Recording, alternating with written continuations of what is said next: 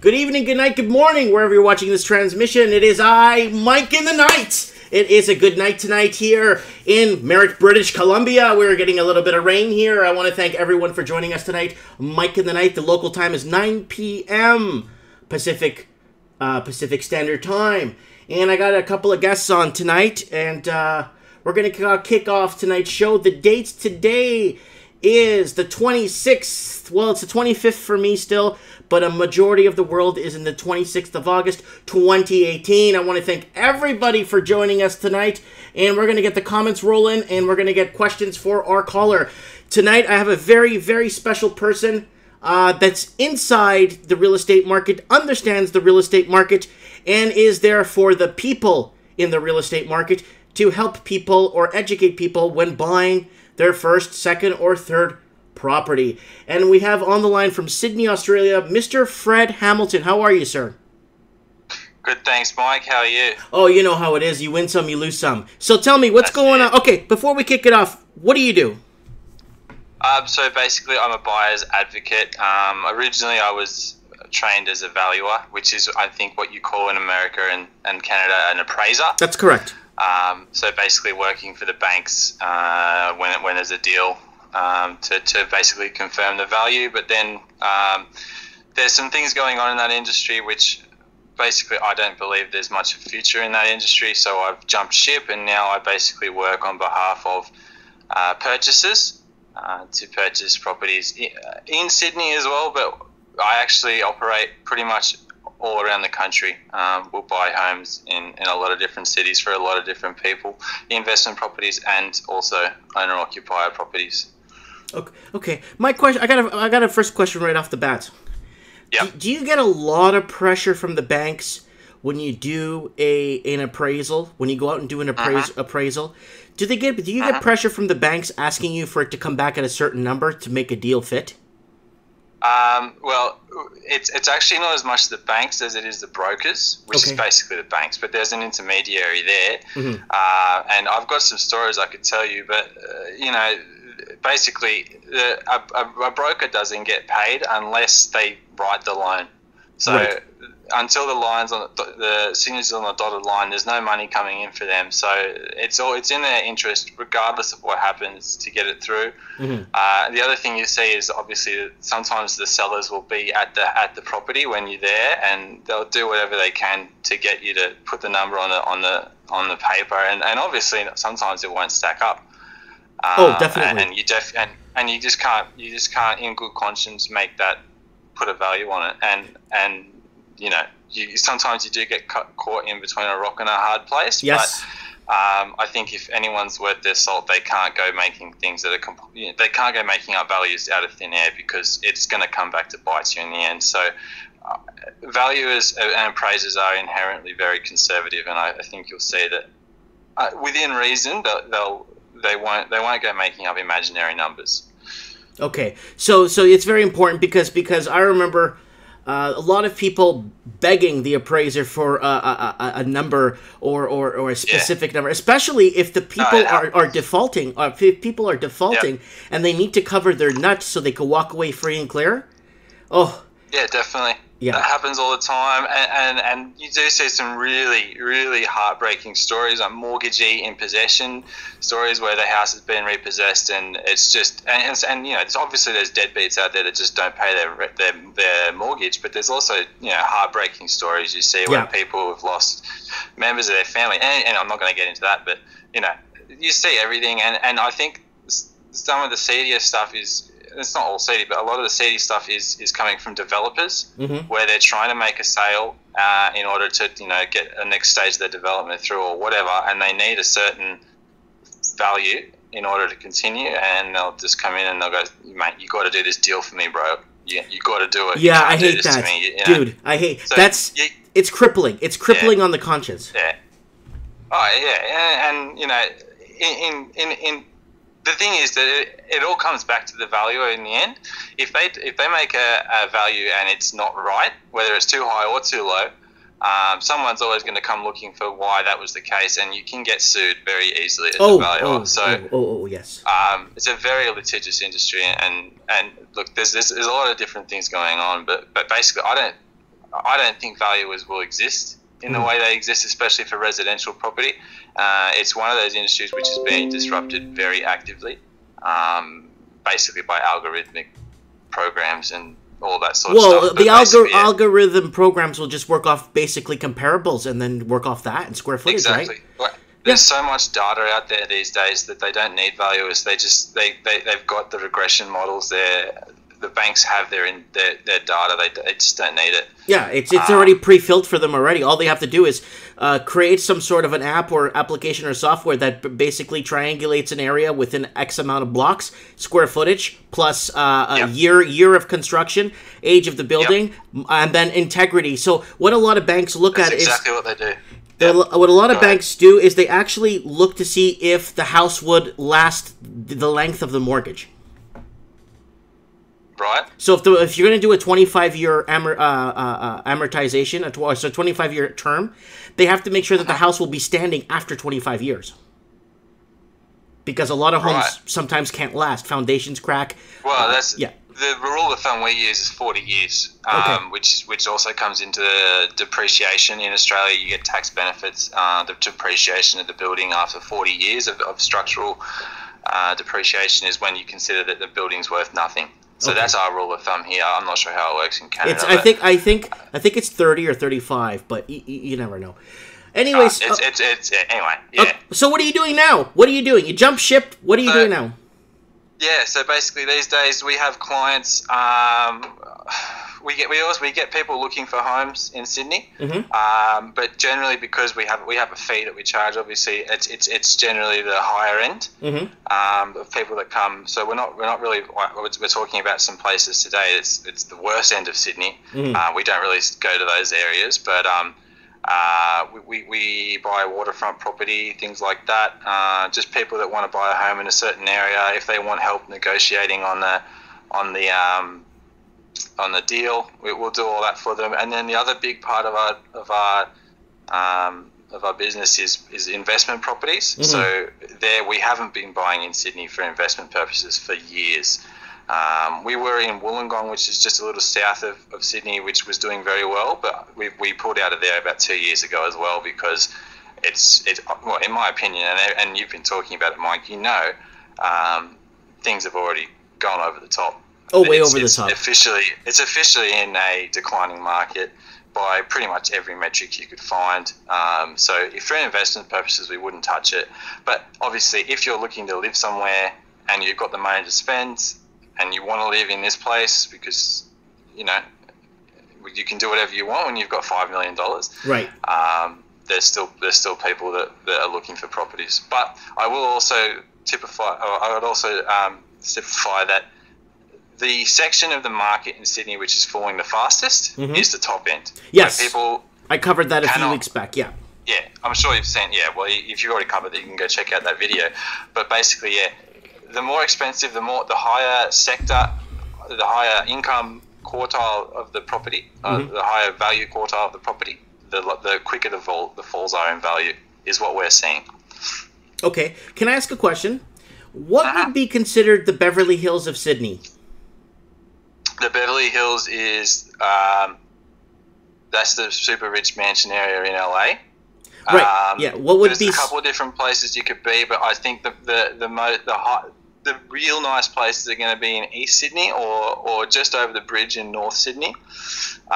You're going to have waterfront properties in places like Kirribilli, which is famous for where our Prime Minister used to live. John Howard used to live there. Okay. The Prime Minister, we've just gotten rid of him.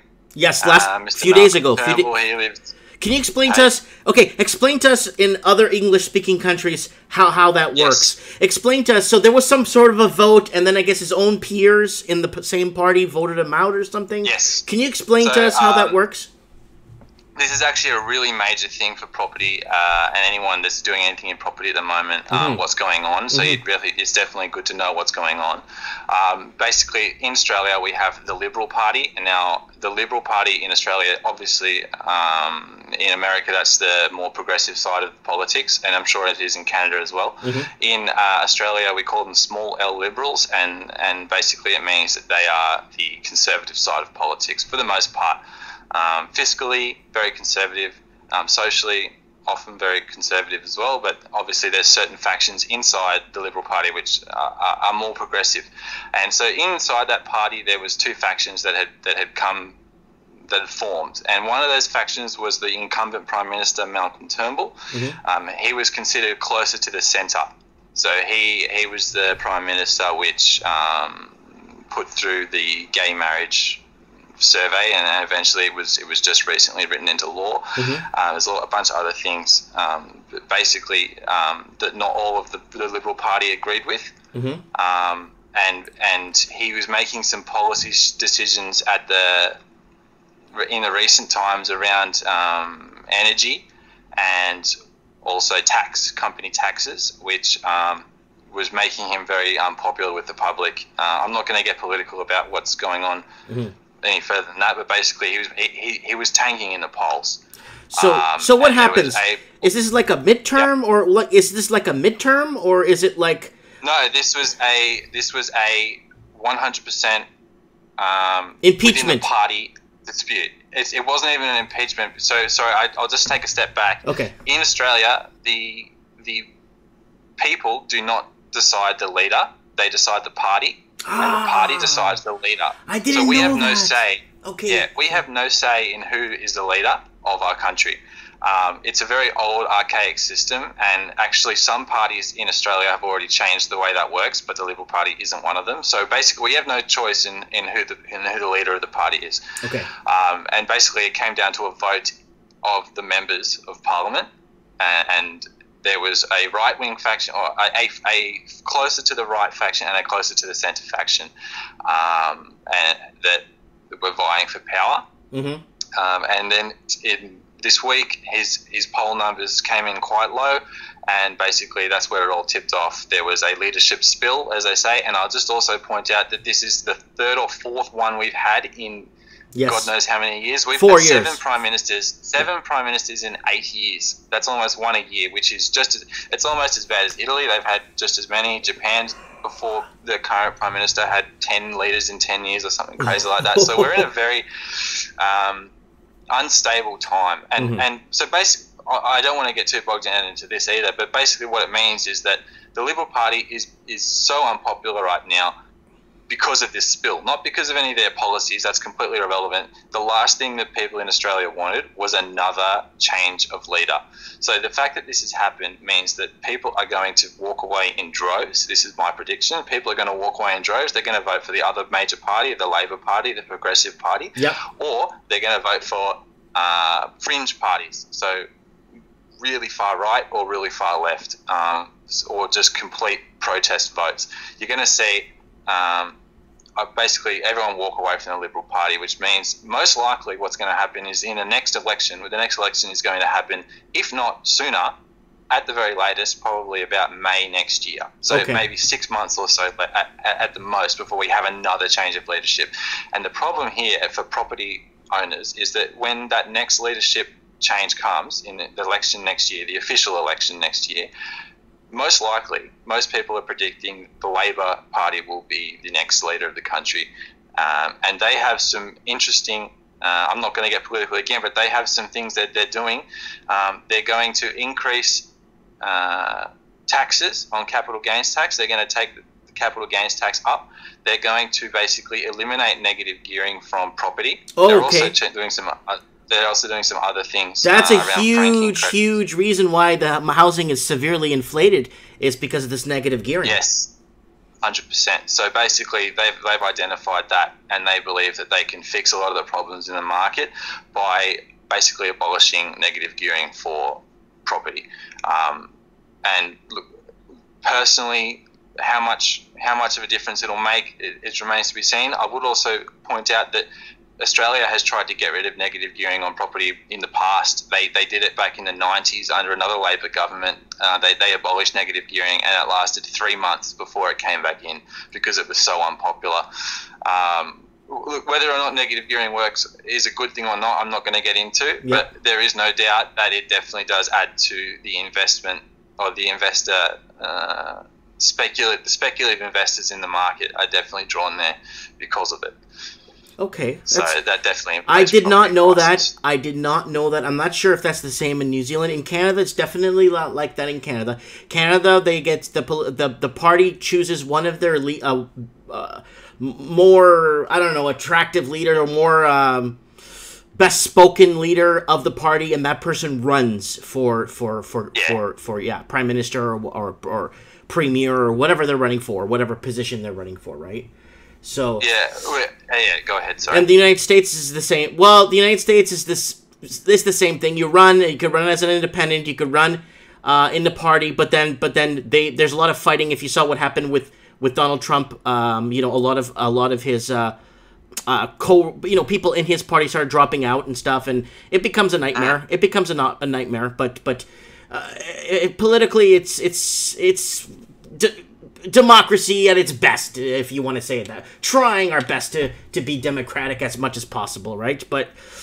Exactly. And I think regardless of whether or not the leader does anything in particular, it's the symbol of actually voting for the person leading a country, which I think is important. Yes. And to have it simply change because internal power brokers within a party which you have no say over are basically deciding who runs the country is obviously not an ideal thing for most Australians, and obviously they would prefer to elect a leader the same way that most of the developed world does, and it's purely because the political system hasn't changed since Federation 120 years ago. And it was 1879 or something. Since Federation of Australia in 1901. 1901. I'm sorry. Obviously Australia's been there a lot longer before that, but Australia as a country, as a nation, was founded in 1901, and that's when a lot of these parties solidified their structures. Perfect. Okay, so back to Sydney housing now. How many Australian propers, typical day-to-day Australians, how many of them have $5 million kicking around to buy a house? Well, that's the thing. Is this is probably one of the most ridiculous things about Sydney itself is that in Australia, there's a certain there's a certain value in the property market which we consider to be prestige property. In a lot of places in Melbourne, that was generally considered to be above $2 million. Now it's probably closer to $3 million. Obviously, in more rural areas, if you've got a property that's worth more than $1 million, it's considered prestige. In Sydney, it can be argued that prestige properties don't even the prestige end of the market doesn't even begin until you get above $5 million, and even further, like $20 million and above is what we consider prestige. So anything under 5 is not even really considered prestige, which is absolutely mental. It's absolutely crazy. You have no idea. It's very hard to find a really good house for in and around $5 million in parts of the U.S. because it's just way too expensive. You spend $5 million in a house in Texas, you're going to have a helicopter pad, tennis courts. You're going to have a glass dome in your backyard and a circus tent. I mean, It's ridiculous, and some of the houses we buy $3-4 million, they are, the land content is minuscule. It might be 600 square meters, nothing crazy. Sorry, I'm going to use meters instead of feet here. I can't do the conversions. Not much, probably maybe a standard size house, double that size. That's probably all it is, and then. You've got a steep incline on the block. You can't build on half of it.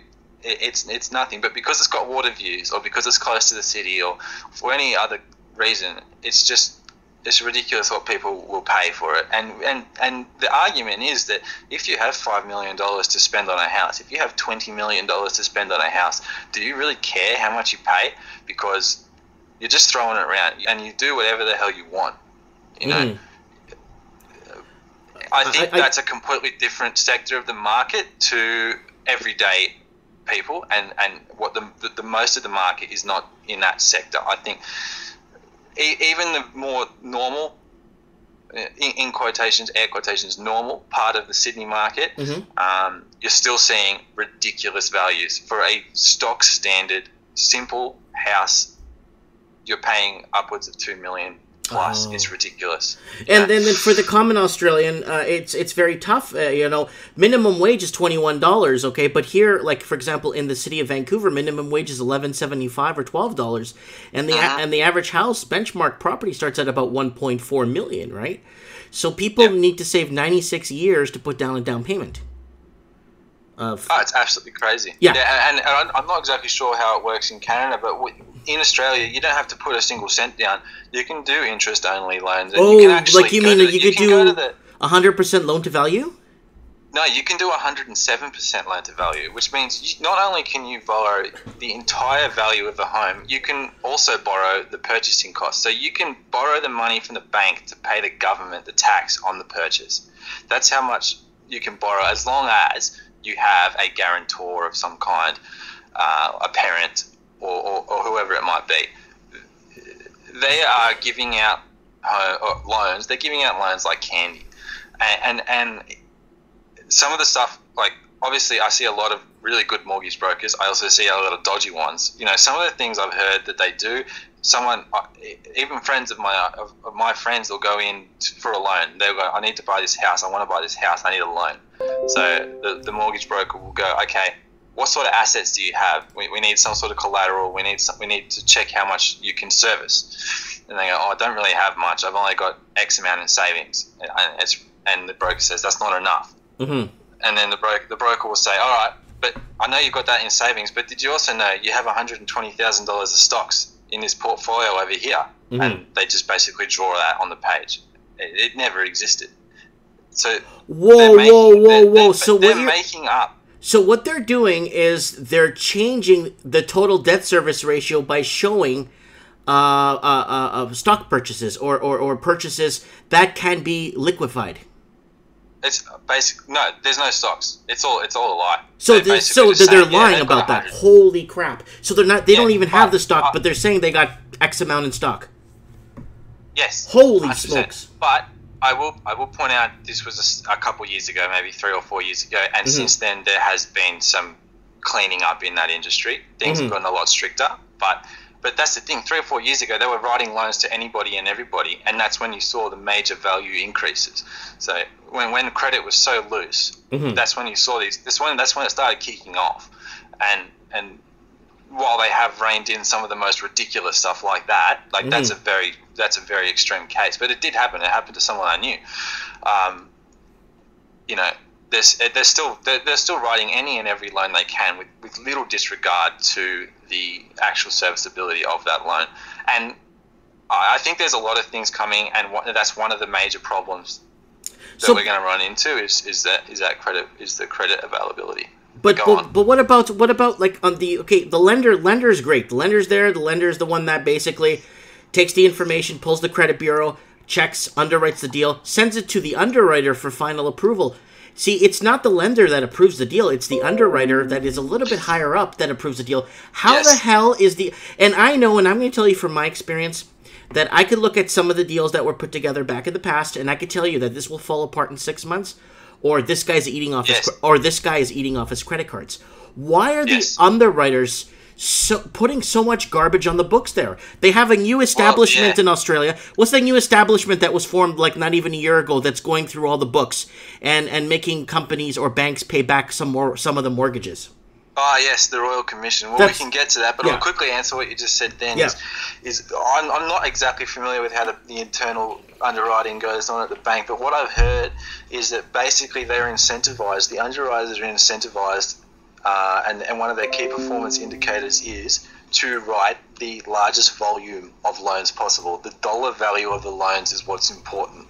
So nothing associated with whether or not they can pay the loan back, or whether or not it's going to be a reasonable margin if interest rates go up or whatever. It's basically how much money can you get this person to borrow, and that's basically what their key performance indicator is. The banks are stressing to them that this is the most important thing that you do. So that's why they are trying their best to get as much money through the system as possible. And I tell you what, prices might be going down, but credit growth is still going up. This credit is still growing in Australia, and we're already the most indebted private population in the whole world, something ridiculous like 200%. debt to income. Yeah. For, I read an article. Yeah, I covered that a few weeks ago. Yep. And it's followed by Vancouver, and then it's followed by San Francisco, and then it's followed by, God, there's so many cities on that list. But yeah, Sydney's the top. Sydney's the top of the heap there, the king of the crop, and so now. My question is... Oh, yeah, sorry, we're going to the Banking Royal Commission, weren't you? So you asked me about that. Go for that, Royal Commission. So Royal Commission was formed, what, 8 to 11 months ago? I remember they came into place. About that, yeah. And then I was... Now they're getting basically auditors to come in and start auditing the garbage on the books. But, I mean, why didn't they have these... you go ahead and talk. Go ahead. Well, do you want me to explain what it is? Or Yes. Okay. So basically, this has been coming for a while now. A lot of people, rightly so, are not very happy with what's going on in the banks. And as I said, like all the mortgage brokers were cleaned up recently because they were doing just as badly. They had just as bad of an image, and the banks arguably have an even worse image amongst the general population. And so basically, they wanted an inquiry into just finding out exactly what's going on in these banks, because financial institutions, specifically the banks, make up almost half of all dividends paid on the Australian stock market. It is a massive part of our industry, of our economy, the financial services. So this inquiry was set up by the government, which is also another. They took forever. They tried every trick in the book to avoid this Royal Commission, but eventually there was so much groundswell about it that they had to do it. And basically, every single suspicion was confirmed that there's some really dodgy stuff going on at these banks. One of the biggest controversies was the fact that pretty much all banks in Australia were charging people money, charging fees for nothing. They were just charging the money for the sake of it. So they would provide no service for the fee. Packaging it into the mortgage deal, so they feel like they're getting a deal up front and they're paying for all the fees up front, but meanwhile they pay more for it on the long run. Well, that's it. And the same thing with the mortgages. And also now we're finding out at the moment that what they're up to is superannuation funds are also, not acting in the best interests of the depositor. They're basically overinflating their fees for no other reason than to increase the margin of the banks. And it's already decimating the bank's stocks. I don't know exactly what's going on inside, but basically all of the banks are in turmoil because of this. Boo-hoo, these big banks are finally losing money. I'm not sure the average person on the ground really cares, but nope. It doesn't spell a good future. The problem is it's the working poor that actually have to fit the bill. If these banks do go underwater, a lot of the working poor's taxes and pensions are going to have to cover these bills. Well, exactly, because it's not even the taxes. Is that in Australia, everyone thinks that bank deposits up to a certain amount, $250,000, are guaranteed by the government. That is what they say. It's not. You don't know if they're actually going to guarantee your deposits. So if the banks went under, you don't actually know if you'll get your money back. And the other thing that they've very recently put through, I'm really not 100% familiar with this, but basically what it seems like the case is that if those banks go under, it is perfectly legal for the banks or the government to take deposits from everyday Australians and bail them in, basically take those funds to pay the bank's debts and get the bank out of trouble. Yeah, bail-ins, yeah. That happened in Greece and Cyprus. That happened in Cyprus. 100%. So basically... They were looking at a huge... Then you're going to see a huge runoff on reserves where people pulling their wealth out to try and get their wealth out. And they're going to start setting up debit machines with only like daily withdrawals of $20, and they won't let you do more. That's it. So, a lot of Australians think their money's safe in the bank, but you just never know, do you? So that's why, when these banks start... But the other flip side of that is that because all of these murky waters are finally being cleared, and you're seeing exactly what the banks have been doing, whether or not it's good or bad. Obviously it is bad, but now that they're being forced to clean up their act, they might come out of the other end stronger, which is the only good thing I can see. I got out of it. Daniel Martinelli in the comment section is saying the Royal Commission is mainly just letting them off for all the fines they need to pay. So they're basically getting a pass, I guess. And then that's the thing. Yeah. Go ahead. Then he goes on to say $4 out of $5 are borrowed in Australia. So $4 out of $5, very believable. And then he goes on to say they made it public when they did it. Okay, he's talking about something else here. Sorry, but yes, this is I mean, if the banks followed the, I don't know if you remember back in the, I don't know if in Canada, up until 5 years ago or 6 or 7 years ago, you walk into a bank, they won't touch you for anything unless you have something better than what you are asking for them, right? And the bank did it to protect the consumer so they don't get into trouble and the bank has to go around repossessing things. And then up until like 4 or 5 years ago in Canada, they just started lending money to whoever they could. You know what I'm saying? And same thing, yeah. And then, so let me ask you, when did you start seeing the patterns? Because I know, what was it, 5, maybe 7, 8 years ago, the average house in Sydney was $660,000. Sydney has historically been way more expensive than the rest of the country. Like, this isn't just post GFC. Before the GFC, there was a massive boom in Sydney from 2001 to 2003, and then you sort of sit flat, and then obviously the GFC hit. But it's not like it's happened overnight. But what you've seen since about 5 or 6 years it is now ago is when the last big boom hit, and this one has been particularly bearish, particularly large, bearish. Well, they're particularly bullish. It's been a big boom. So my question is, the valuation of the Aussie dollar at that time 6 years ago, the dollar was at par with the US dollar. Yes, now it's losing ground. It's, what is it, at 76 cents now? Yeah, it's 76, and I foresee it would probably go even lower than that. The reason it was, like, it's very rarely been at parity in the past. Like, the reason it hit parity was because we had such a massive mining sector at that time because of basically in Perth, 100% because of China. Mm-hmm. So China was building railroads all over the country, and they were basically spending their way out of debt, Keynesian style, out of depressions, Keynesian style in the GFC, and all of that iron ore, all of that coal came from us. Mm-hmm. So we also managed to weather the GFC because of China building all of this infrastructure. And then when that dried up, so did the problem now, because interest rates are not going anywhere for the foreseeable future. Just like your previous call from Mike's from Perth said, I don't think interest rates are going anywhere, and I think the next move it could even be down. Yeah. I'm kind of afraid of that, because this is going to continue this whole Ponzi scheme, because if they lower rates, what are they? They're sitting at 1.5 right now.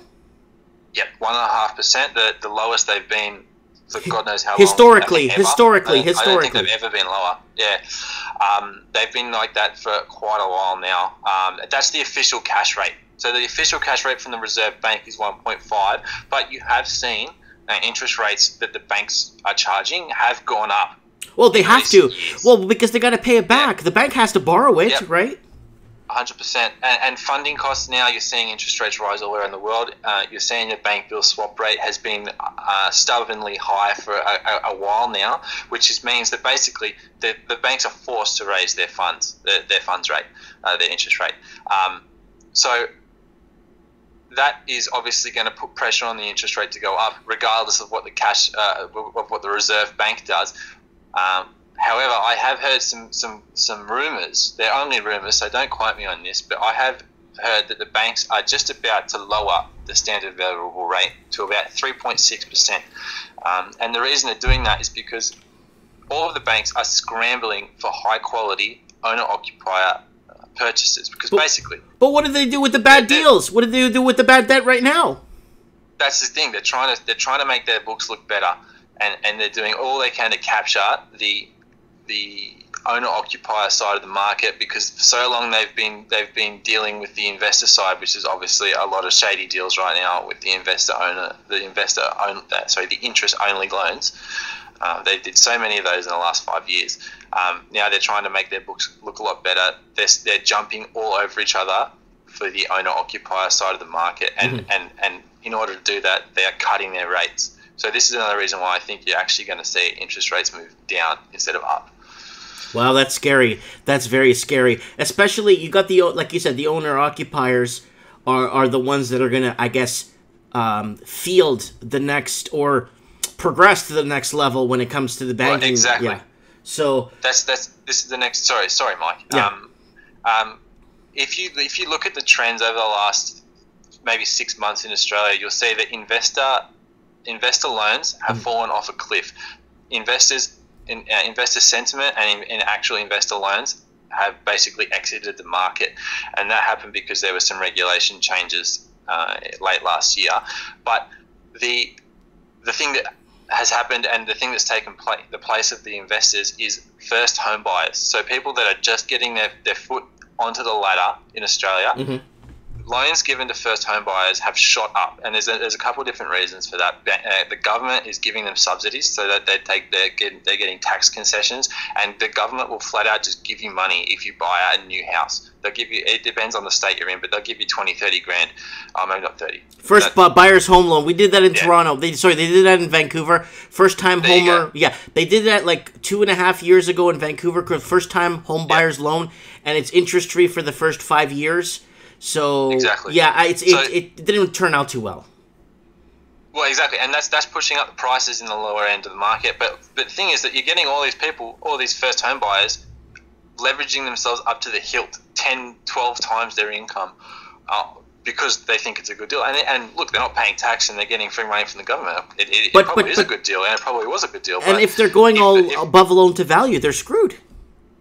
Well, exactly. If they go 105 points, they're screwed. So honestly, I think the government is setting these people up for failure. And look, if you're a first home buyer out there thinking about just taking advantage of the concessions on offer right now, maybe double check that idea, because there's always a reason they do these things. But anyway. Okay, so what advice do you give? I know you're in the higher end sector. What advice do you give for first time home buyers in Sydney? Like what do you? Well, we definitely do. We do work with a lot of first home buyers as well, but we're not buying in Sydney. Just don't buy in Sydney. Well, if you absolutely, I don't own. I rent in Sydney currently because I just think you'd be a fool to buy at the moment in this. Well, definitely. I tell people just to hold off, wait on the sidelines. But there's a lot of persistent people that just want to buy. I know let's have their word first. You've got. You hopefully have very little debt because you have no mortgage, and you're still saving money. Just wait on the sidelines. That would be, if you really want to buy in Sydney, just wait a couple of years and wait what happens, see what happens. Okay, so look, you see what happened to Hobart. Hobart just exploded in the last 8 months because of the middle class, the working middle class made their way to Hobart, and now property prices are skyrocketing there. Yeah. Well, Hobart, exactly what you said, Mike, is that because it was such a cheap market, Hobart has always been the cheapest market in the country, the cheapest capital city to buy property because it's so far away from everything. I think you could pick up a house at, which is probably about where it should have been, about $200,000. Maybe $300,000 for a nice house in Hobart, which is 4 or 5 times the income of a person making 40-50 grand. So that, by traditional standards, that would be a reasonable debt coverage ratio.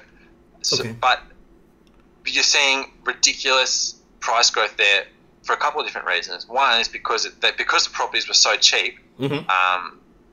People are willing to pay whatever they want for them. They're coming from Sydney, they're coming from Melbourne with all this money. They'll just pay whatever. Price growth is very quick, and because it's coming from such a low base, the numbers in percentage terms look amazing. And second, Hobart is currently experiencing a tourism boom So there's a lot of tourism going on in Hobart. Everyone's going down there for tourism. Obviously, that's creating jobs, and people are moving there for that. So those are a couple of reasons. Primarily, I think because it's such an affordable place to live. People are going, look, we can't live in Sydney, we can't live in Melbourne anymore. It's too expensive, we've got to get out, and they go down to Hobart.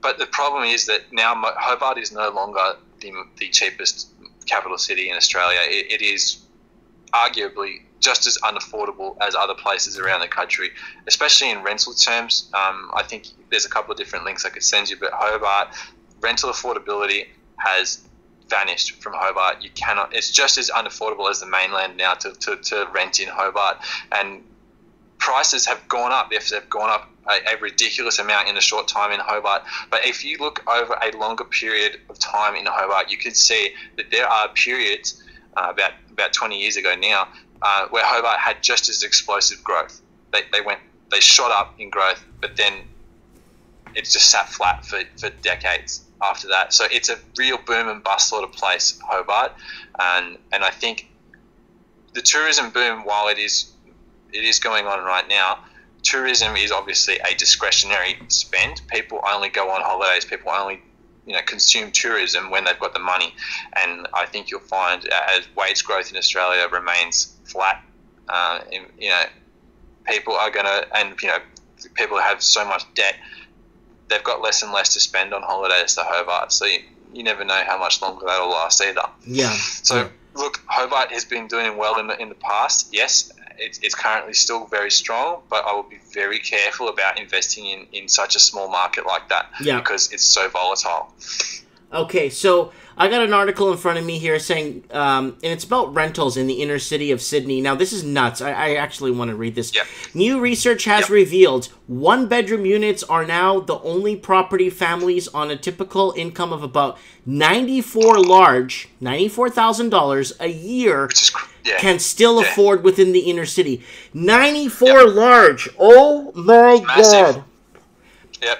To afford a one-bedroom. That's ridiculous. And I think the average income is in Sydney, the average household income is actually only 80 grand. So to earn 94, you're actually above the average. And that's for a one-bedroom unit. What sort of family can live in a one-bedroom apartment? It's crazy. Absolutely ridiculous. But you know how much further that 94 large would go a year, let's say in Mexico? Oh my God.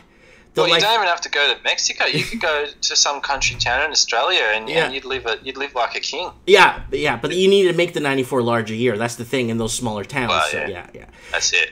Well, same thing in Mexico. That's true. And then it goes on to say such families would need to earn an extra $1,503 per week if they wanted to upgrade to a 3-bedroom house and avoid housing stress, spending more than the third of their income on rent. Holy smokes.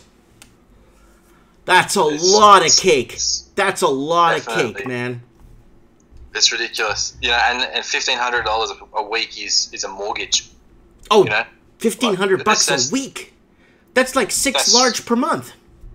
Ridiculous. It's absolutely crazy. And that's for a 3-bedroom house.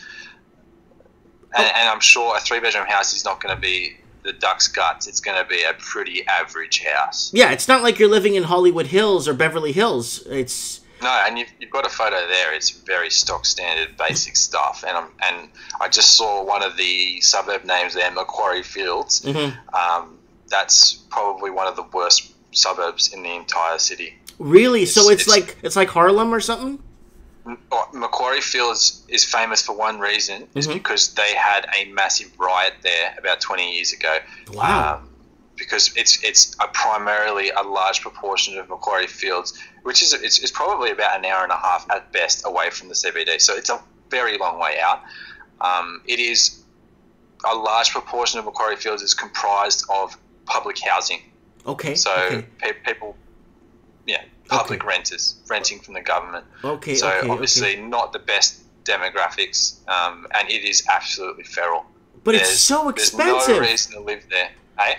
It's so expensive. You know what I'm going to do in one show? I'm actually going to call... This is what I'm going to do one time. I'm actually going to call live the Beverly Hills Hotel in Beverly Hills. and see how much it would cost me to stay there for a month. It might be cheaper to stay in the Beverly Hills Hotel with Beverly Palm robes in a beautiful suite, in a marble suite, for less than $1,500 per week if you could get a good deal. I'm sure you could, especially if it's a long term. It's absolutely ridiculous. I don't even know what to say. Like, I can't even fathom something like this. That's why it's good to have you on the phone. So, okay, do you remember that article I read about a year ago where the government, the proper government is set up a condominium in the middle of Sydney for doctors, lawyers, government workers, because they can't afford to live in Sydney. They can't afford. Yep. Go ahead. So tell us, is that for real? I don't remember the article specifically, but I am aware of the development. Basically, there is a section of the market they consider essential. So essential services are things like nurses, doctors, policemen, fire brigade people, those sorts of essential services, basically. And basically, there was a big uproar. Was basically those people, the nurses and the paramedics and things, they said, we can't afford to live where we work. And this is a big problem, because if you can't afford to have your nurses and your paramedics working, then, you know, people can't get those vital services.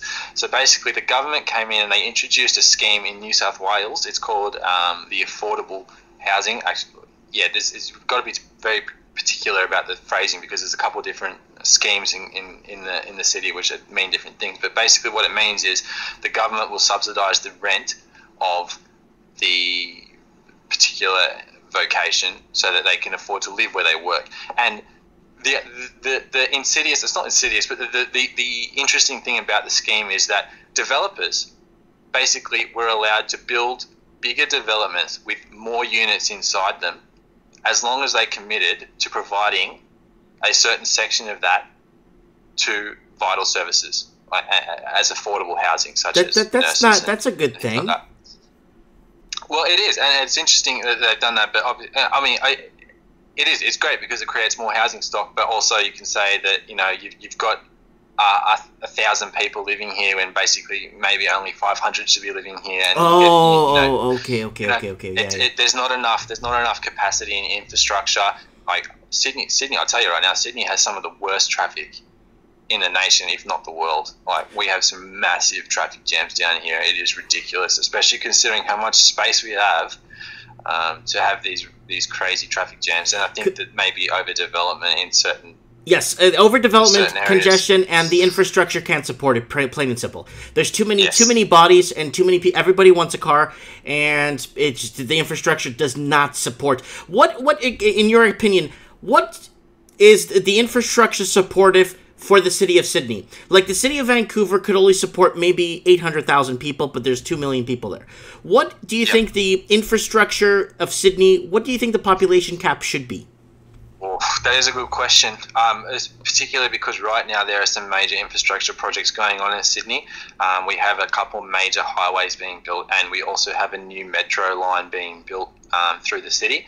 So once you get those in place, I think that will alleviate a lot of the pressure, but I still think that should have been done about 10 years ago at best. City planners. They're playing catch up. Yeah, they're playing catch up, and you know, you've had massive population growth. I think it's about 2.5%, or maybe not that high, but 2% per annum, which is 10% over 5 years. Yeah, that's huge. That's massive.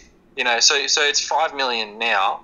You know, be 5,500 in the next 10 years. But you know, it's obviously exponential. So the higher you go, the more people that you cram in here. And I think you ask anyone in Sydney whether they enjoy living in Sydney, you'll get the same answer is no. The same thing in Vancouver, same thing in Vancouver, same thing in San Francisco, same thing in San Diego, same thing in Auckland, same thing everywhere. Every English-speaking country, like London. I have a good friend of mine. She's from London. She tells me she hates living there now. It's not the same like it was 20 years ago. Everything's changed. So now, let's get into more kind of semi-personal stuff. I want to ask you, is Sydney becoming soulless? Because I notice in like the city of Vancouver, it's very antisocial. Nobody wants to talk to each other. Everyone's drowning in debt, and everyone blames everybody. Aggressive driving. Is that happening in Sydney? Oh, 100%. Like Sydney people, I don't know, because obviously I'm in Sydney, so I don't know exactly what people think around the rest of the country, but I think we have a bit of a name for being a bit angry and a little bit rude, because that's the way you have to be in Sydney. If you want to drive a car in Sydney, you've got to be ruthless. Like, the speed limits are probably way too high. The lanes are too narrow, so everyone's always on edge. There's obviously a lot of accidents, and people do not let other people in. You know, crazy things like that. On trains, you know, everyone's obviously they're out from every man for themselves. You know, they won't give up their seat or anything like that. So, and beyond all that, I feel like what's happening, especially you know, in Sydney, where you've got so many people really insulate themselves into their own communities. Whether that be racial or whatever it may be, they insulate themselves into their own communities, and you have different pockets where different people live. Clicks. Right? They're like clicks. Exactly, yeah. So go ahead. I just wanted to ask you, because Brother John's asking a question here. Now, he's asking, so why don't people move? Now, my question to you is, I brought this up a few times, is there a mass exodus of millennials and youth leaving Sydney? Yes, 100%. I would agree. I don't know if it's actually just millennials, but I think that definitely people are leaving Sydney for greener pastures, and what you'll find is that right now there is one state in Australia where there is net migration from all other states, and that's Queensland. From every other state in the country, they're losing people to Queensland. Everyone's moving there because house prices aren't as crazy. They're still high, but they're definitely nowhere near as bad as Melbourne or Sydney. You've got room to spread out. You have detached housing primarily still. You have a lot of detached housing, so people can still have backyards. People can still have 3-4 bedroom houses. They can raise a family. There's still plenty of opportunity there. There's plenty of job prospects. There's plenty of growth, and there's just as much of a mining industry. Well, not just as much, but there still is a very strong mining industry in Queensland. There's natural gas. So there's plenty of opportunity up there. There's more affordable. Weather's better. It's God's country. So I think you'll find, and it's not just there. There's also country towns all over the country that people are moving to.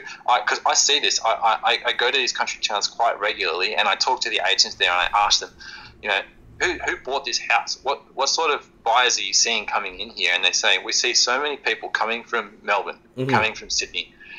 They can't afford to live a life. Especially young people, they come there because they cannot raise a family in Sydney. So they move out to Bendigo. They move out to Albury-Wodonga.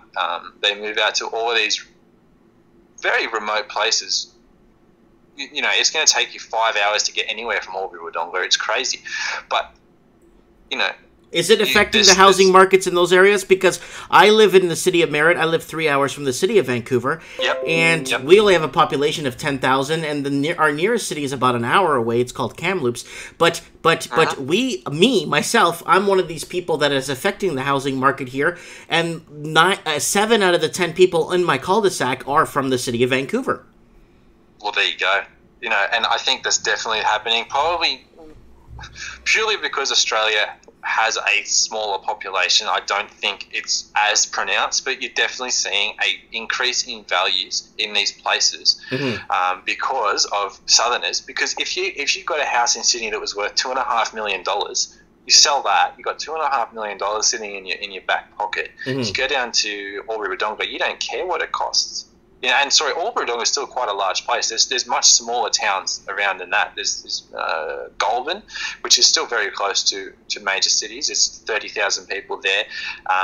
You know, you go down there, you can buy the best house in town, and it's going to cost you nothing. You pay $400,000-$500,000 for that, and then you put the other $2 million in your back pocket and live off the dividends. You know, like. So 100% it's happening, but I think because it's a smaller population and there's more, you know, well, Canada's not a small place either, but you know, there's room to spread out. So I think Canada's got the room. Canada's got the room. You guys got too much outback and too much desert.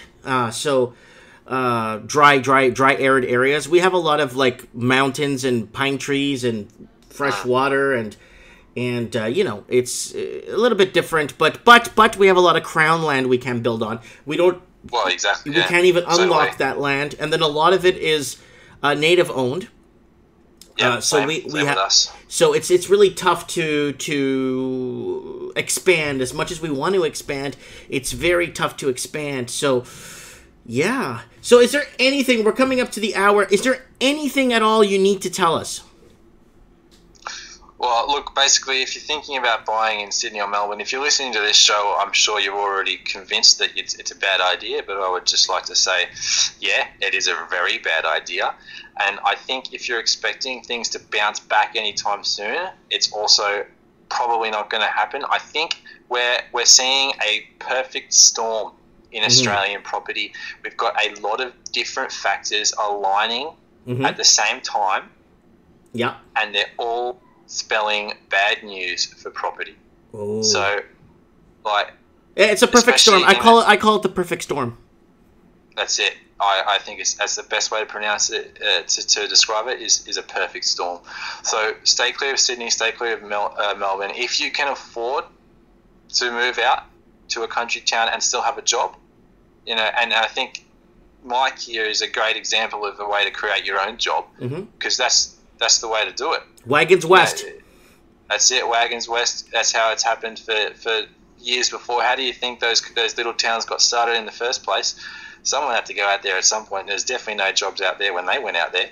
That's correct. That's just correct. Follow them. Yeah. They've already done all the hard work. That's They've correct. already built your house for you. They've already laid the road. They've laid the road. That's it. Start a family. You know, just enjoy life. One quick question: are Australians having less babies? Oh yeah, 100%. Yeah, I don't know exactly what the fertility rate is, but it's under replacement level. It's on the replacement level. The only thing that keeps our population growing is net overseas migration, and that's been the case for the last 10 years, and even more than that, probably even before that as well. So whether or not that has any impact on the housing market is up for debate, but I think basically I'll say this. It's a coincidence that we've had such a massive expansion in property prices at the same time we've had such a massive expansion in immigration. Yeah. Yeah. But anyway, I won't want to go on about that. But anyways, I'm going to have you again on the show if you ever want to come back. I would like to. Maybe we could start pinpointing specific areas in the housing market that people should start looking out for. Definitely. Yeah, we need to start. We need to start targeting specific target markets and specific regions and specific like shenanigans that are going on that people need to know. 100%. I think there's some great opportunities still in Australia, and definitely don't listen to all the doom and gloom you hear. So I'd love to be back. Okay. Thank you so much, Fred Hamilton. It means a lot to me for you being on our show, especially someone that actually knows what's going on, boots on the ground. Thank you, and have a good night. You too. See you later. Good night. So, people, that's Fred Hamilton, a very extensive, in the know, boots on the ground, understanding what is happening in Sydney. So people are adding me now to, if you want to be on the show, please just add me to my Skype, and then I'll approve you to come on the show. Very happy that he came on the show, and we're going to get into some very, we're probably going to get into some charts together. We're going to pull up some charts. We're going to probably go over, especially the exodus. The exodus of Sydney is very important because it's very important. And the buyout of foreign investors coming in and taking over the markets, or just buying up the medium households, and the Australian proper, or the long-term Australian just can't afford to live in his own city and moves west. Anyways, okay, guys. I got people in the comments. Definitely next week we're gonna do this Wednesday we're gonna do trends in the housing market as usual. But I want to start doing on Saturdays. I really want to start getting some Mike in the Night discussion. I really want to get someone on for Bitcoin. I really want to get someone on for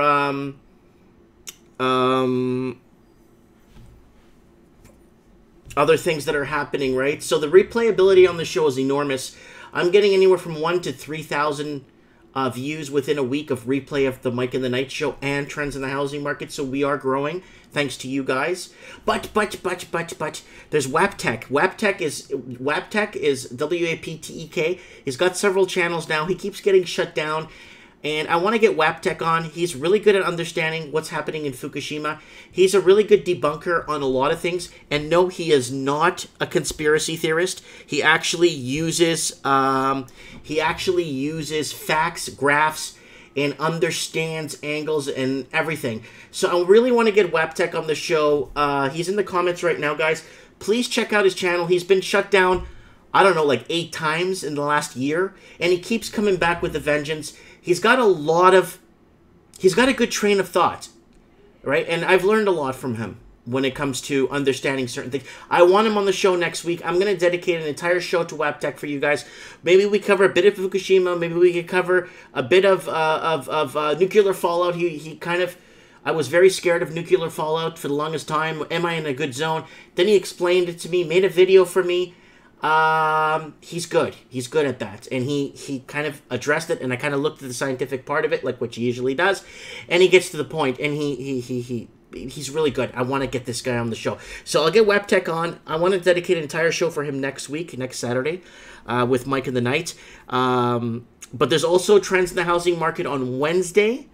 So, Trends in the Housing Market is a big deal. But there's a gentleman I want to call, who is in Melbourne? Is it Melbourne or Melbourne? Why is it spelled Melbourne? It's like Geym. Look, Geym. G-Y-M. That's a Geym. And everyone calls it Jim. You know what I'm saying? Okay, so comments are going nuts over Waptek here. That's good. That's good. No, don't worry, Waptek. You're not late. Don't worry, buddy. I'll schedule you in for next week. Don't worry, buddy. I'll work around your time. I'll go live when you are ready to go on voice Skype here, and we could talk away.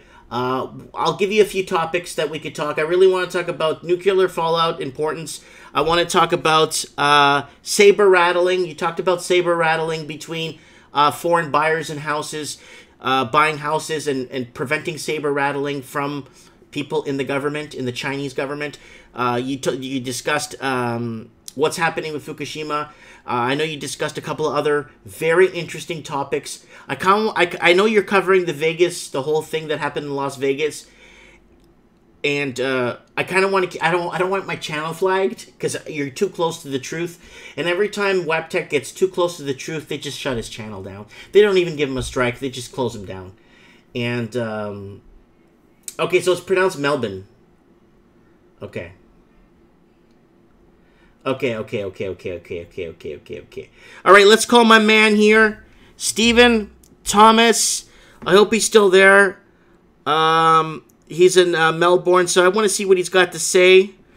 Okay, let's see if he's available or if he's kicking around here.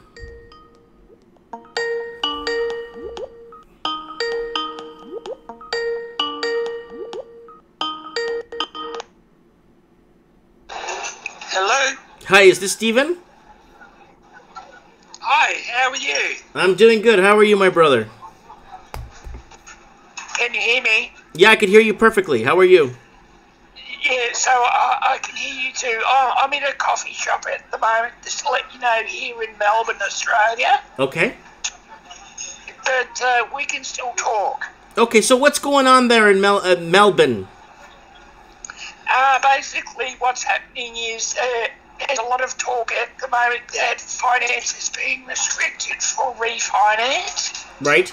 As of today. So basically, it means if you've got an outstanding loan and you want to change the characteristics of that loan, right, it's all the more harder. Okay, so is it because people are over-leveraged? Yes.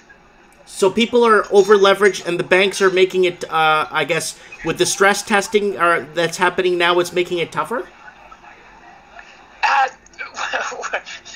There's supposed to be stress testing, but they're covering up a big problem you would have heard with interest-only loans. Right.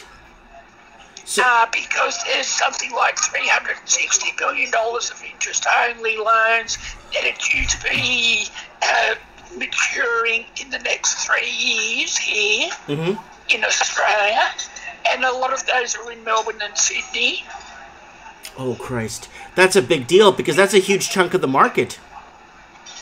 That's right. So say, for example, if you've got an interest-only loan and you want to sell, well, you're going to be selling into a falling market with a lot of others. So what happens to the people that go underwater? Could they walk away, or do they have to file for bankruptcy?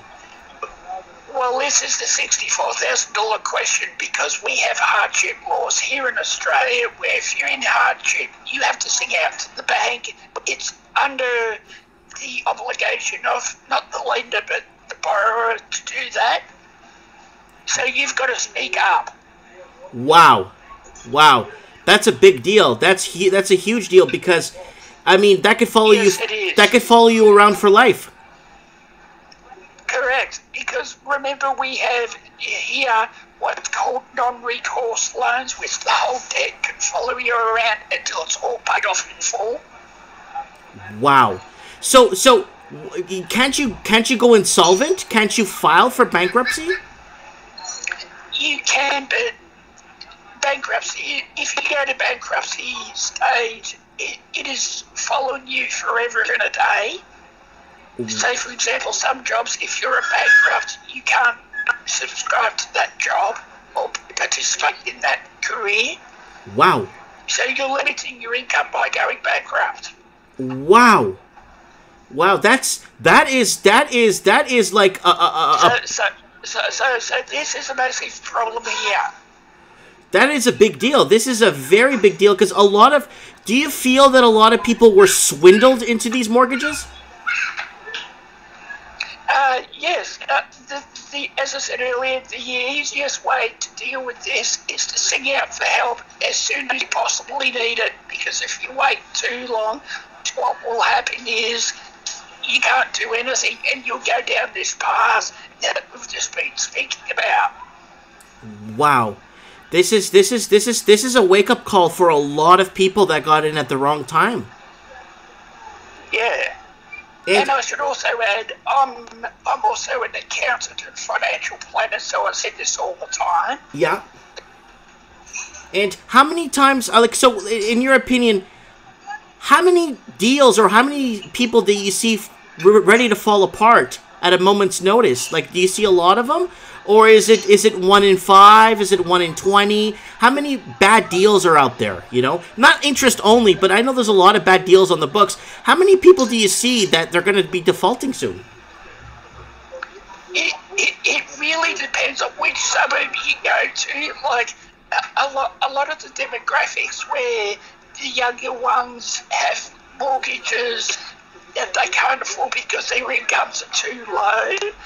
And a lot of people in the higher income brackets also have that problem too, that the pensioners and self-funded retirees don't have that problem because, by and large, they're not in debt.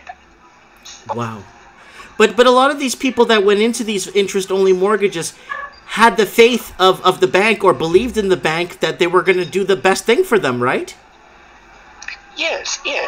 And then now the table is turning, and do you see the fear in the people's eyes when you're out? Do you see the calm of the storm? Like, how does it feel there when you're out and about?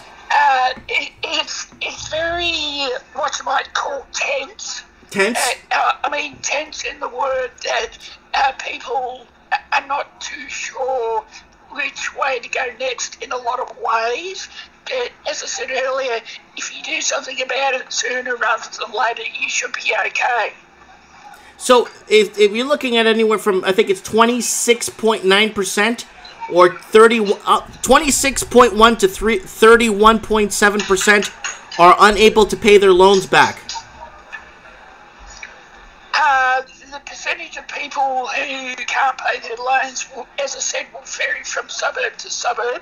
Like there are some suburbs, banks here in Melbourne, who have blacklisted because there's too many people who can't pay their loans at all.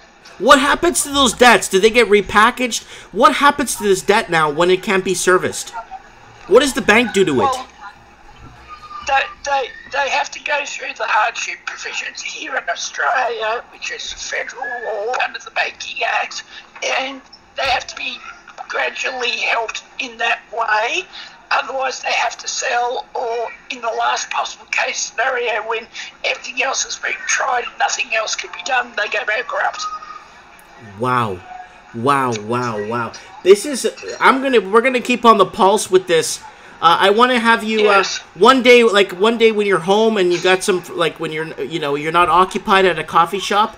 I want to have you on the show where we could start going over and start actually dissecting what is happening in the different markets within the different suburbs, and the overstressedness that is hindering a lot of people's ability to pay this back, right? And I think we need to cover some of this stuff. So basically that a lot of people that are in this position could basically get some advice, or not even advice, or just get a better peace of mind of where they're sitting, right? Sometimes it's better to know than to stay in the dark. That's right. I should also mention too, there was an article on Friday here in Melbourne. We had a commentary on businesses struggling with finance because they were securing it against housing and real estate. I saw that. And this is this is going to drive. And this is another problem that needs to be unravelled, because the banks have something like 62 to 63% of their loan book against real estate. Oh. Which is the highest in the world. It's horrible. Yeah, I read an article about that huge. 3 months ago. And that is a phenomenal package deal for the bank. It is so volatile that it's worse than cryptocurrencies. Yes, you're right. It's so volatile. That is the worst. Hedging against the Bank of Australia interest rates. You're hedging against people's wages. You're hedging against hoping that people won't get laid off, and there will be no layoffs. You're hedging against. You're basically expecting for golden future for everybody, which is very uncertain right now. Yeah, that's basically it. Wow, that's phenomenal. Anyways, so what I'll do is I'll keep you in the loop. I really want to keep you on the pulse, and because you're an investor yourself and you understand what is happening with this underlying. And I really want to see what's going to happen, because it's good. The same thing will trigger in New Zealand, the UK, and in Canada also. That's right. Well, just for your information, my brother Neil lives in Vancouver and works in East Lake. Mm-hmm. Oh, you have a family I'm aware of what's going on there too. So you have family that lives in West Vancouver, you said? Yeah. Yeah, so if you ever come visit me. Do. Yeah. Yes. Yeah, if you ever come to Canada, come visit me sometime. I certainly have. I've been there 7 times. Oh, good. So let me know when you're in town. I certainly will. Thank you so much. So we'll keep in touch. We'll keep on the pulse in Melbourne. You'll be my Melbourne boots on the ground, and we'll go from there. No worries. Sounds good. Okay. Enjoy the rest of your day, and have a good one. Thank you so much. I will. Thank you. All right. Good night. Now. Bye. All right, that was Stephen Thomas, boots on the ground in Melbourne, Australia, and the tenseness they feel. You could see it in their eyes. Oh God, this is so bad. I knew it was bad, but I didn't think it was like, this is really bad. Are people not picking up books and understanding what they're putting $1 million into right now? Does anyone pick up a newspaper anymore and try to understand what is happening? Anyways, let me get to a gentleman here. I wonder if he's available. Where is he here?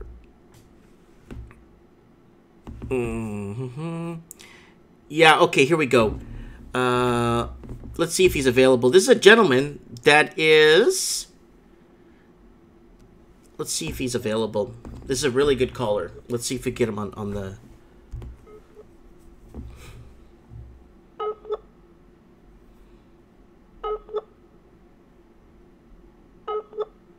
Let's see if we get him on the line here.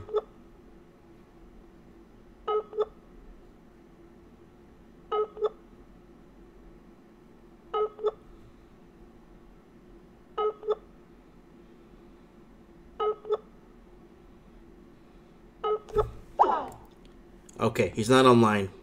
He messaged me, man, he only messaged me 22 minutes ago. I guess he's offline right now. A gentleman that I want to get on the show from Denver, Colorado, who is currently living in his vehicle. And I think he left California from what the story he told me was. And I wanted to get him on the show to give us a little forte in what's happening in the Denver area. It'd be nice to know what is happening. So, guys, I'm really happy that I could get some of you guys on the show to give us a little bit of insight on what is happening and when it's happening. And it's really good to have a pulse on things, especially from your day-to-day person that is knowledgeable, you know. So Justin S. is saying crap shacks in Denver for 400 large. Outsourcing of intelligence, LOL. Yeah, outsourcing of intelligence is what we're doing here at Mike in the Night. So I want to see if I could get Adam on. I hope Adam's okay. I hope he's around, because I'd like to get his feedback on what is happening in Denver, Colorado. A lot of vehicles going on. So let's go to... really quick here. Just type in people sleeping in cars. Watch this.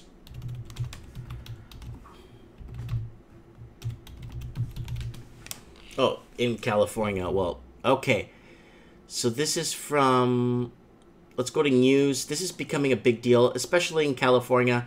I already covered this article. California real estate is so expensive that families and retirees are living in cars. Living behind the wheel is a story. Judge orders San Diego to stop ticketing homeless people living in cars. Friends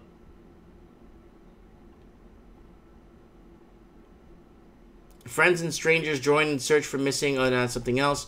So let's just type in sleeping in cars and see what we get, because this is a big deal, especially when you're a tech worker. And when I'm finding out that tech workers are sleeping in cars, and they're making six-figure incomes, we got a problem, guys. We're looking at problems here when somebody has to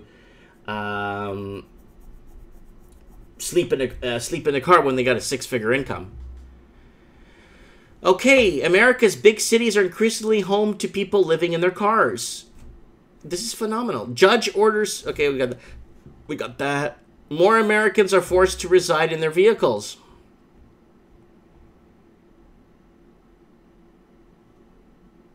It's crazy, guys. I don't understand why or how. I don't know if the Walking Journey is available. I usually call him up. Once in a while and see what he has going on down in Texas.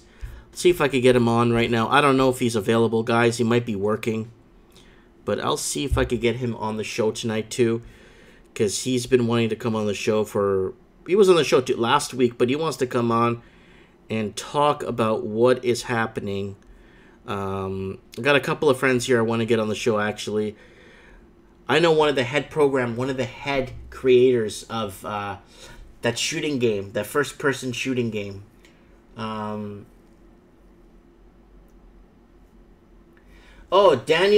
Biotti says, hello from California. You have a great channel, Mike. Very informative. I've had dreams of moving to Canada for many years. So if you are Yeah, so guys, don't forget to add me to Skype. It's Mike Martins, MikeMartins, 1980. Add me to Skype. Add me to Skype, and I would like to have you on the show. Whether Saturday night's kind of a free for all, but I have to get these people in from Australia because right now Australia is at a severe tipping point. Right now, it's bust or dust. It's either going to turn to dust slowly, or it's just going to boom bust. And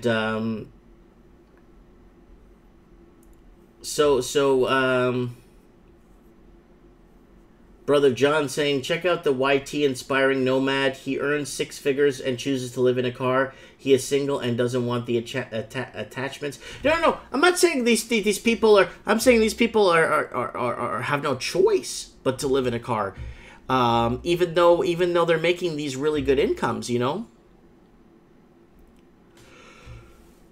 Oh, God, I'm falling asleep.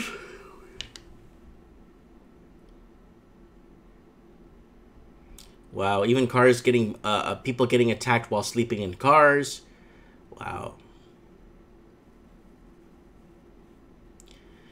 Oh, what about the guy that was renting out the tent? Do you remember that? There was a guy renting out a tent in his backyard in San Francisco. Well, there's another lady living in a tent in Vancouver, and she's paying $1,400 a month. So let's head off to some comments. There's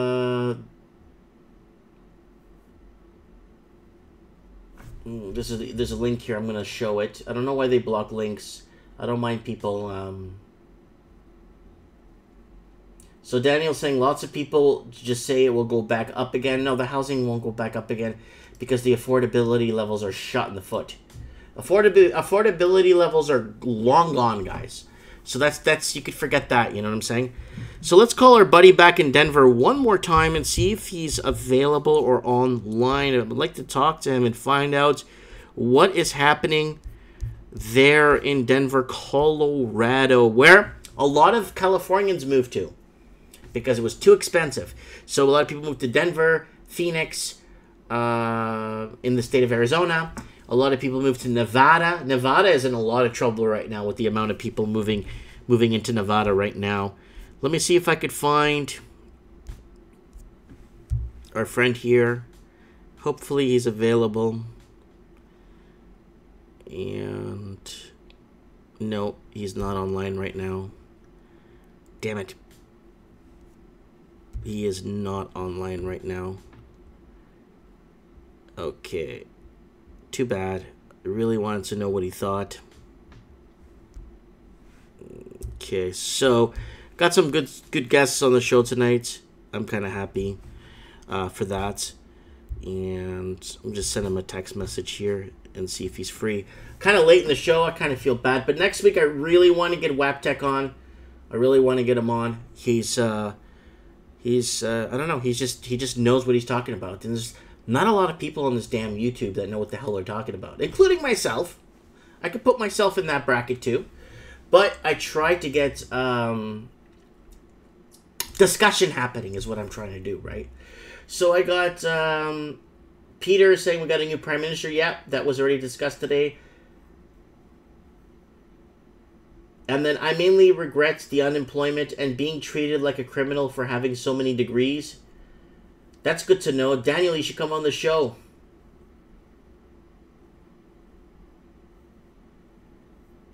And he's saying, I might... Hey, Daniel, are you on Skype? I want to talk about your student loan thingy that's going on, Daniel. Are you on Skype, buddy? You want to add me and message me real quick here, bud? And we could go over the student loan thingy that's happening right now. I'd like to know how many degrees you have, and in what, and how what's happening with it, you know? I'd like to know what's happening. He's saying he might want to hand back a few degrees for a discount on the loan now. So add me on Skype, people. Mike Martins 1980. Mike Martins, MikeMartins 1980.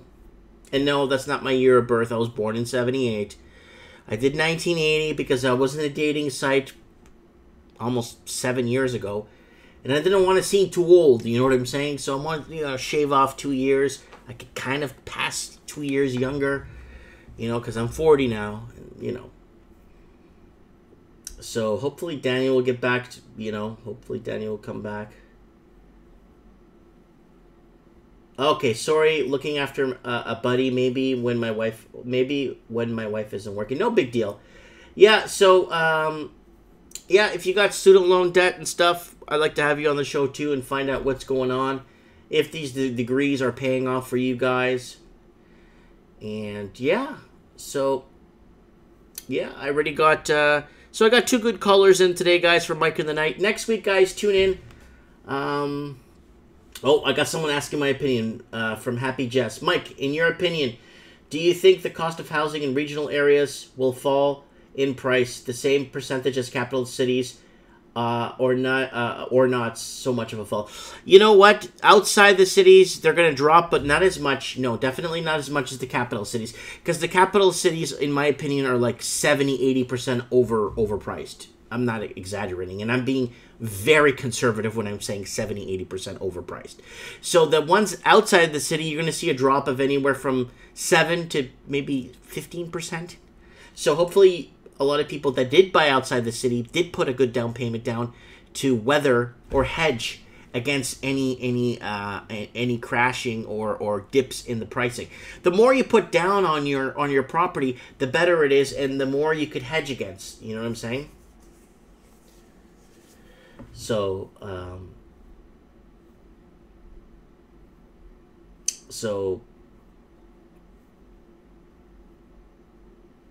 yeah.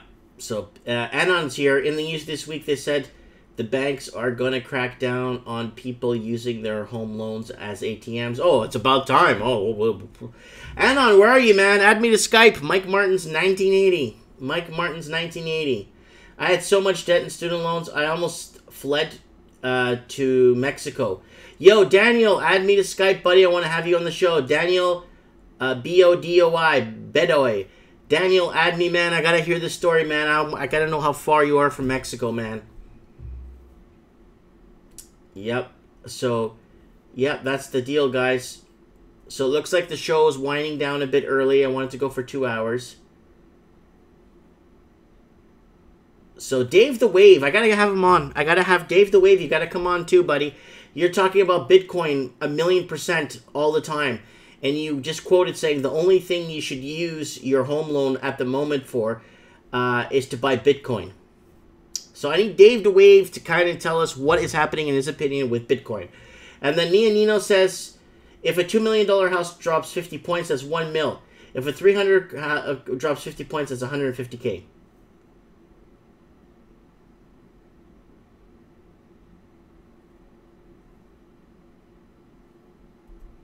Okay, I have someone saying, hi, Mike, I'm about to make the first real estate investment. Do you think a rental condo near the New York University campus in Markham, New York, in Markham is a good investment? What's the zip code, H1H? Give me the zip code of that. Are we talking New York State, or are we talking about York University in Ontario? What's the zip code on that? New York University and campus in Markham. Oh, York University. I thought it was New York University. Okay, that's York University. You know what, buddy? H1H, buddy. I would hold back for a bit because condos are severely overpriced in the province of Ontario right now. Yeah, it's close to school. Yeah, do some work. Do some fine line numbers. See what's going to cost you. See how much you have to realistically charge in rent, and then find out if you could get that much rent to cover your nut. See if you could get that rent to cover your strata fees. See what rentals are in the area before you do that. Find out what people are getting for rent in the immediate area. That's what I would do. I think it's a bit risky right now because you might be underwater in another 6 months.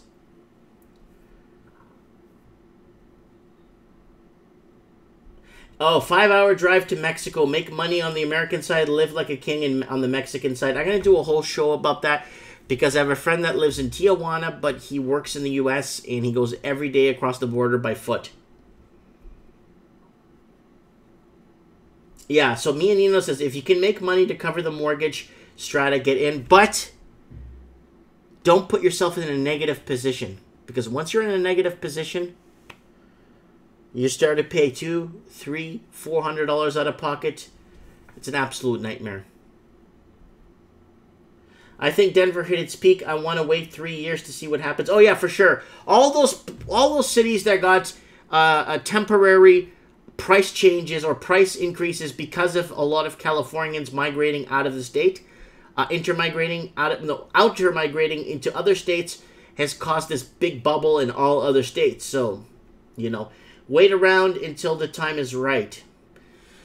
Anyways, guys, it's getting late here. I want to hit the hay. Justin S., by the way, great channel. Justin, add me to Skype. Everybody, add me to Skype. Tell me where you're from and what your story is at Mike Martins 1980. Mike Martins 1980 on Skype. If you don't have Skype, use it. A lot of people don't use Facebook anymore for Messenger or discussion. Skype is good. So if you guys want to get Skype. Add me. And I am falling asleep right now. I've been talking a lot. So I'm going to let you guys go tonight early. I wanted to do a 2-hour show, but we'll cut it off at an hour and a half. And if you're just tuning in, go back to the beginning of the show. It's a really good show. And next week, I really want to get WAPTech on. So, guys, if you're free next Saturday for Mike in the Night, don't forget to tune in. And don't forget to hit the subscribe button. Get me out there. I really appreciate it. And everyone that's tipping me in my tip jar, thanks so much, man. It's really helping this transmission. And I'm spending like 10 hours a week making videos and 10 hours on average a week, 15 hours a week, putting a lot of effort into this. So I appreciate that, guys. It means a lot to me. Anyways, guys, big hug to everybody. Good night, good night, good night. And invest properly, stay strong, stay smart, and stay sharp.